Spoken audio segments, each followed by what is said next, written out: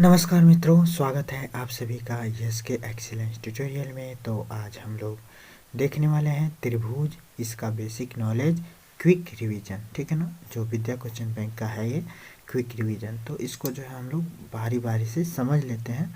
9 जो है कथन है इसमें, और 9 कथन को बारी बारी से समझ लेते हैं। एक तरह से समझिए कि इसमें हम लोग जो है त्रिभुज का बेसिक नॉलेज पढ़ रहे हैं। ठीक है, और इस बिना नॉलेज के आप लोगों को आगे जो है चैप्टर बताना मुश्किल है।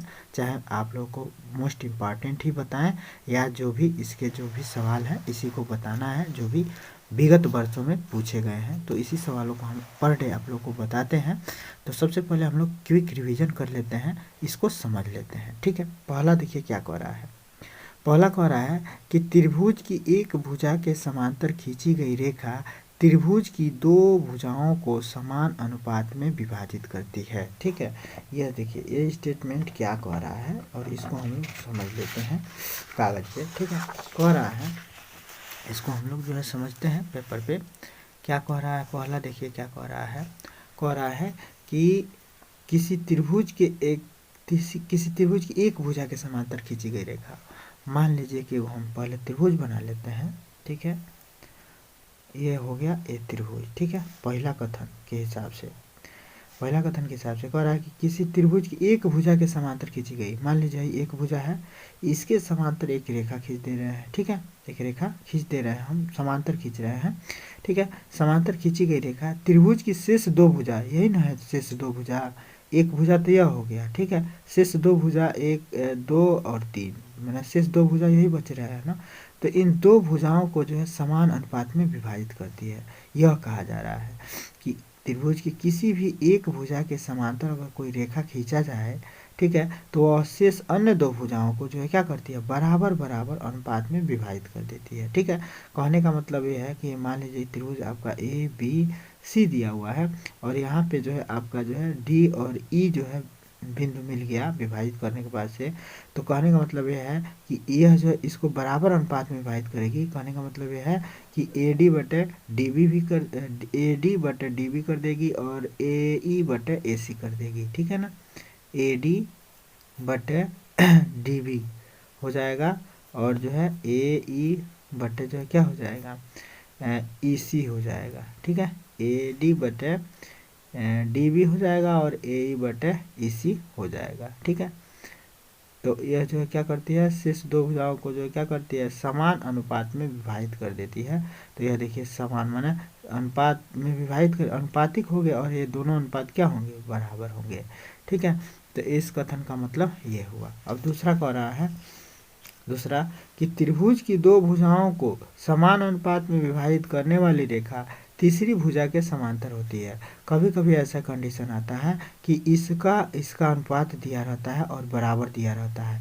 तो यदि इसका और इसका अनुपात अगर बराबर मिल गया, या संगत भुजा का अनुपात जो है बराबर मिल गया, तो कहेंगे कि यह त्रिभुज जो है क्या है, इसके जो है क्या है, यह जो है रेखा इसके समांतर है।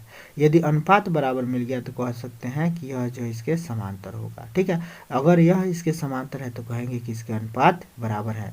अब देखिए इसके ए भी संगत भुजाओं का अनुपात ए भी हो सकता है, ए बी बटे, देखिए इसमें ए भी हो सकता है संगत भुजा का अनुपात ए बी बटे जो है क्या हो जाएगा, डी बी। ए बी बटे क्या हो जाएगा, ए बी, मैंने देखिए बड़ा त्रिभुज ले लिया जाए तो ए बी अब बटे ए डी हो जाएगा, ए बी बटे ए डी हो जाएगा। ठीक है, अब बराबर क्या हो जाएगा, ए सी बटे ए सी बटे ए भी हो सकता है। ठीक है, माने अनुपात बराबर हो सकता है यदि यह इसके समांतर है तो। ठीक है, अब देखिए, अब जो है आगे दूसरा, भाई पहला समझ लिए, दूसरा समझ लिए कि यदि दो त्रिभुजों को समान अनुपात में विभाजित करने वाली रेखा क्या होगी, तीसरी भुजा के समांतर होगी। यदि कोई जो है रेखा है और इसको जो समान अनुपात में विभाजित कर रही है, तो हम लोग कह सकते हैं क्या, यह इसके समांतर है। इसको बेसिक को जानना बहुत जरूरी है, क्योंकि इसी बेस पे हम आप लोगों को समझाएंगे आगे। ठीक है, तो इसको जो है पूरा देखिए क्या कह रहा है।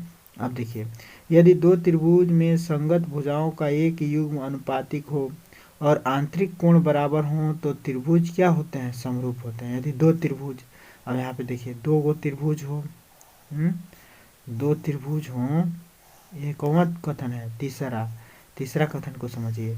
कह रहा है कि यदि दो त्रिभुज के संगत भुजा का एक युग्म अनुपातिक हो, संगत भुजा का एक, देखिए इसके संगत जो है कौन होगा, ये होगा, ठीक है, और इसके संगत क्या होगा, ये होगा। तो कह रहा है कि यदि संगत भुजाओं का एक युग्म जो है अनुपातिक हो, एक युग्म का मतलब इतना बटे इतना बराबर हो, इतना बटे इतना के, तो जो है नहीं, यदि दो त्रिभुज संगत भुजाओं का एक युग्म अनुपातिक हो और आंतरिक कोण बराबर हो, माने इस संगत जो संगत युग्म है, युग्म का मतलब जोड़ा, तो संगत युग्म ये और ये हो गया, माने इसके संगत ये हो गया, तो इतना बटे इतना बराबर हो गया इतना बटे इतना, तो यह जो है संगत युग्म कहलाएगा। असंगत युग्म का मतलब इसका कोण और इसका कोण, इसका कोण और इसका कोण, और दो क्या कह रहा है, दो युग्म अनुपातिक हो और आंतरिक कोण, इन युग्मों के आंतरिक कोण, ठीक है ना, इसका और इसका आंतरिक कोण ये है ना, और इसका आंतरिक कोण ये है ना, तो यह दोनों कोण बराबर हो। कहने का मतलब हो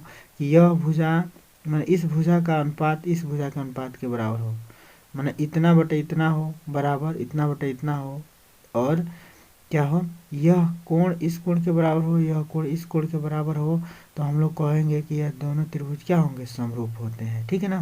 तो यही इसमें कह रहा है, ठीक है।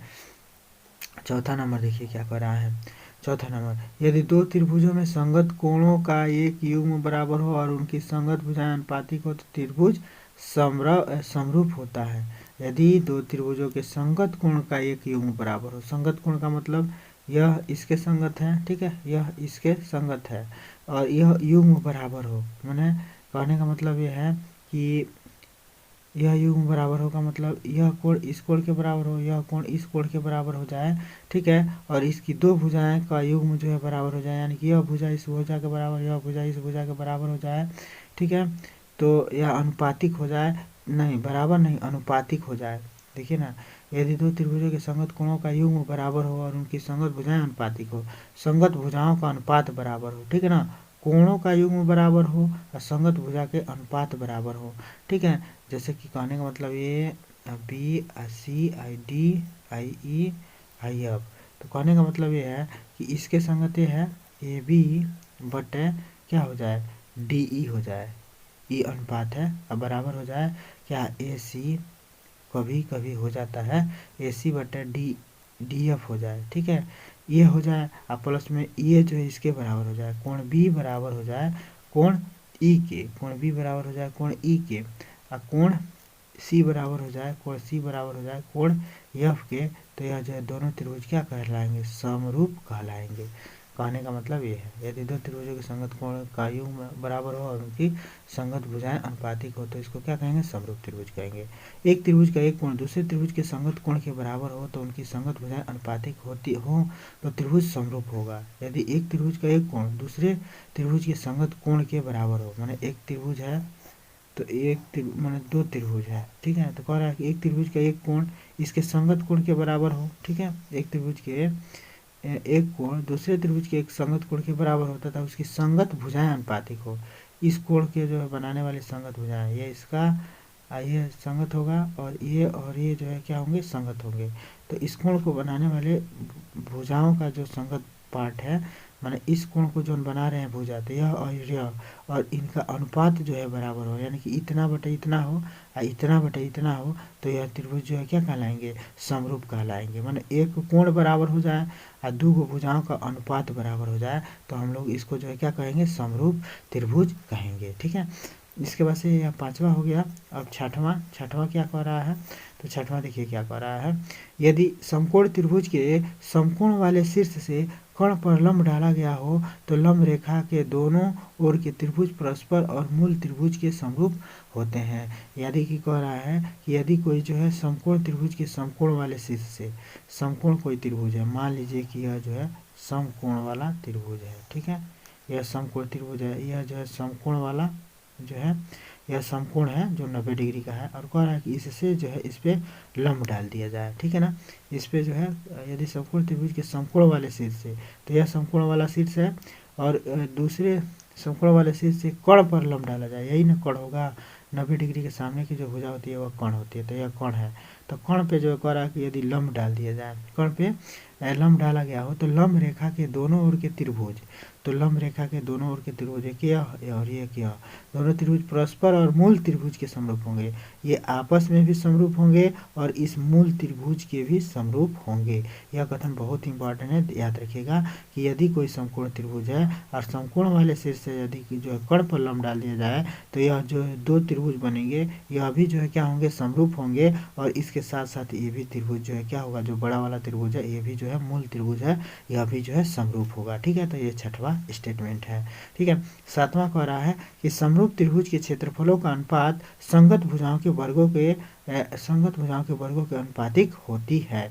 समरूप त्रिभुज के क्षेत्रफल, मान लीजिए कि दो समरूप त्रिभुज है तो इनके क्षेत्रफलों का अनुपात, माने पहले त्रिभुज का क्षेत्रफल, ठीक है, अब बटे दूसरे त्रिभुज का क्षेत्रफल का अनुपात बराबर होगा पहले त्रिभुज माने इनके संगत भुजाओं के अनुपात के।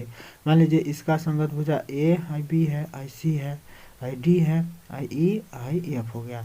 ठीक है, तो अब इसके संगत ए बी के संगत क्या है, ए बी के संगत डी ई है। ठीक है, ए बी के संगत डी ई है।